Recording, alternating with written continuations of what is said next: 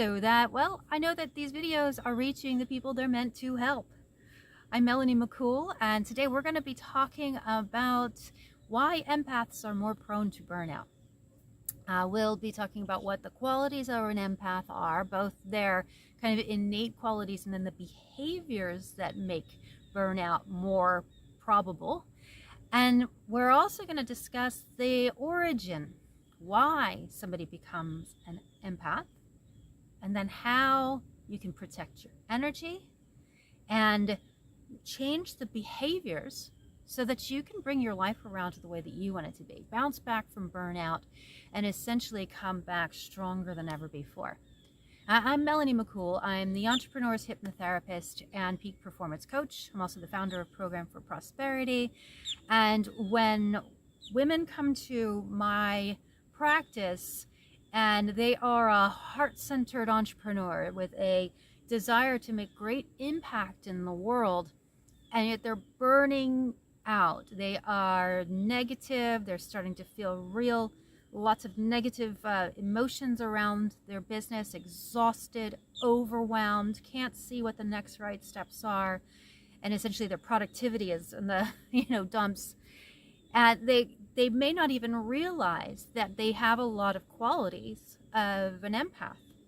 And these qualities and the behaviors that go hand in hand with that are things that I've learned to identify and, well, to really build a protocol up around helping people like that. And they may not know that they're empaths, because this word empath is more likely to be used in conversation that's sort of spiritual in nature, right? So this idea that as an empath, you are more intuitive, that you've kind of been given this gift that helps you to help other people, actually, to be, and you might consider this a gift, right? Well, I'm going to be talking to you about how this gift is most often bestowed, and you might not see it as such a gift in terms of its origin. The outcome, yes, if you learn how to work with it properly. So first, what is an empath? An empath is essentially defined as someone who is at the far end of the spectrum. Of course, somebody with no empathy would be, a sociopath, a psychopath, narcissistic. That's the idea. They have no empathy, no feeling for other people, right? That's the other side. And then you come along the spectrum of people, and there's most of the population, most of the world. Then there's highly sensitive people and empaths. And a highly sensitive person is someone who essentially has all of their nervous system is kind of turned way up, right? So they're really impacted by sound, noise, movement, people. These are the kind of people who will basically say that, I've actually had people come to my practice who were wearing glasses and earplugs and got there kind of in their own cocoon, like dissociating from the world, right? Getting to get to my practice. That's highly sensitive people. And lots of people do function like that too. They don't necessarily end up in that state before they get to me. And then add to that, an empath is defined by the ability to tune into other people's emotions or vibes. And maybe not even ability to tune into. It's almost like until you learn how to, it's almost like you can't not tune in. Okay? So in this state, the qualities of an empath are the first thing that actually can make burnout more likely. Because if you're in this state of kind of hyper arousal, right? Your nervous system dysregulated because you're in a state of hyper-vigilance. So essentially scanning your environment all the time to make sure you're safe. That's exhausting. It's like you're running on next to empty before you even went out into the world to begin. Okay? So the hyper-arousal, the hyper-vigilance, is the first reason why empaths are more prone to burnout, is because we're kind of running on an anxiety treadmill before you even get to function. And I give this example is that if you are always running on this kind of anxiety, hyper-vigilance, as if you're, fearful all the time, and then you don't have the energy resources, so that if the tiger actually shows up, that is, you're actually having to deal with something stressful in the world, you're done, you're out, you're taken out. Okay, so the first thing we work with, and we'll get to this, is actually bringing that level of anxiety down, taking that hyper-vigilance out of the picture, and bringing the sense of peace to the body and the mind. But I'm getting ahead of myself. So, first reason, hyper-vigilance, all the time. No reserves when the tiger actually comes. Okay. The second is this, it's related to if you have this intuition, this feeling of intuition. And I have a definition of intuition that may be very different from the spiritual community. And I have been studying the spiritual community and all these things since I was a very little girl. But I now think that intuition is actually more of the sum total of all the wisdom that we've gained over our life.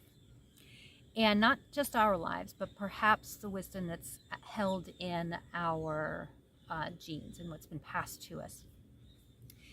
And so this intuition, this ability to see more than other people can see, and to have these the input, the nudges, the things that come in a lot, that also can be very stimulating.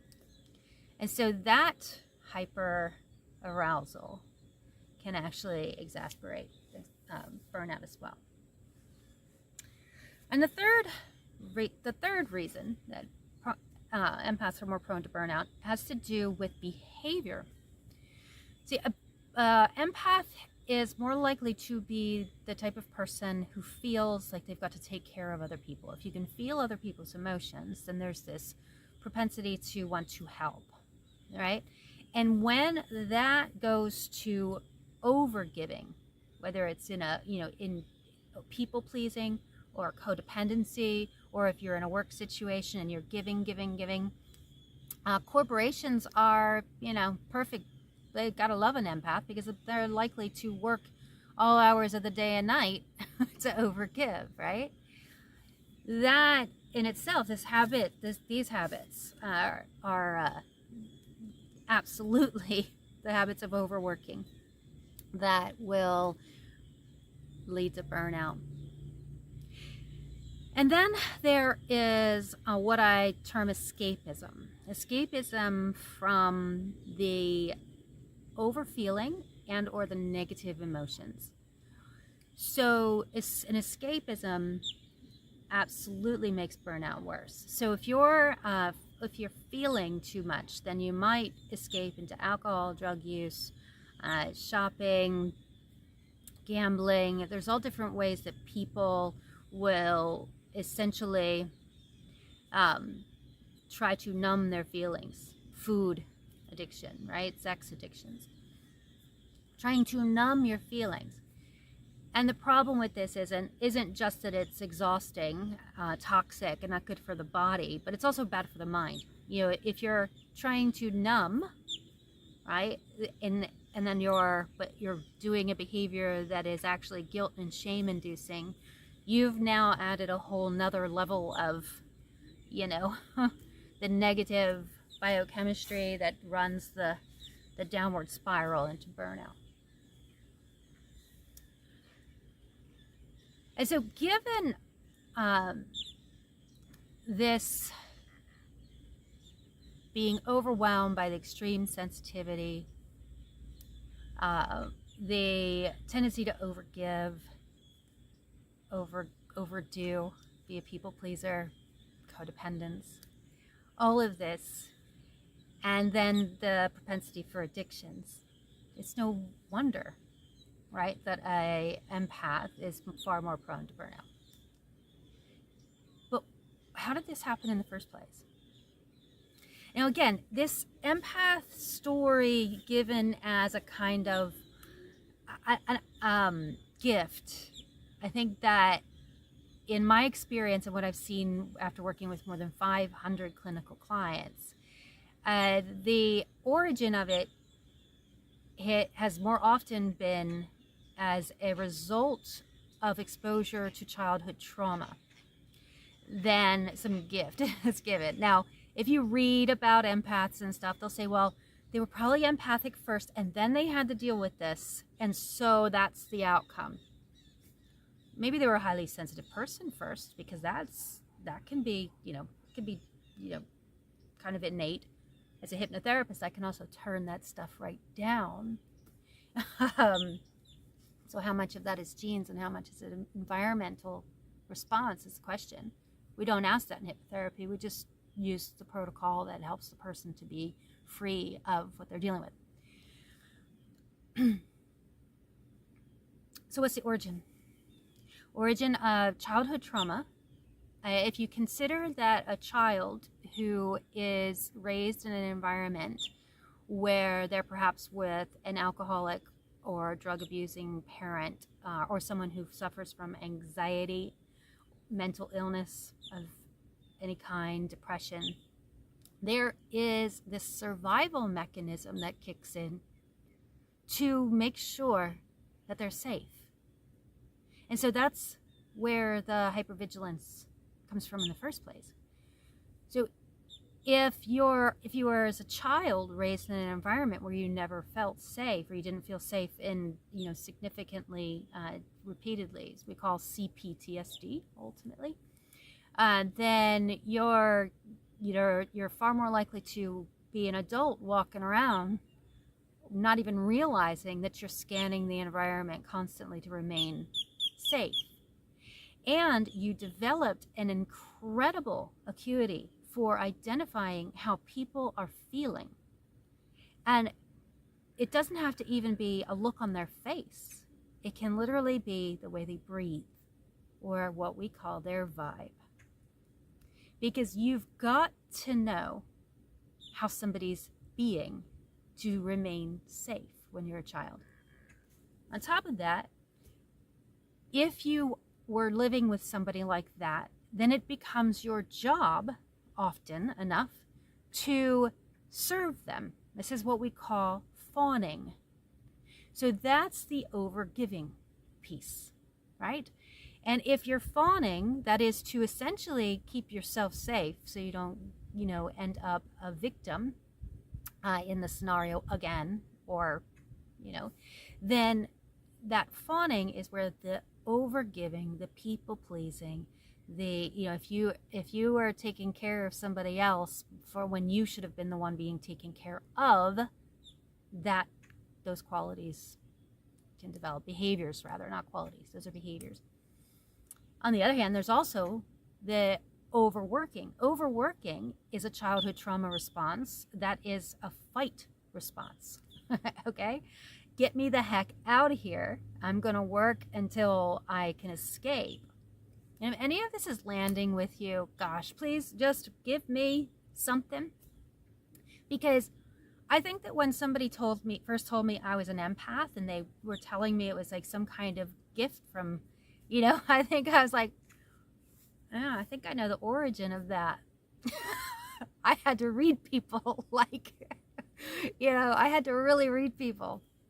Oh, and then when I learned about fawning, I was like, oh, that's what I've been doing my whole life.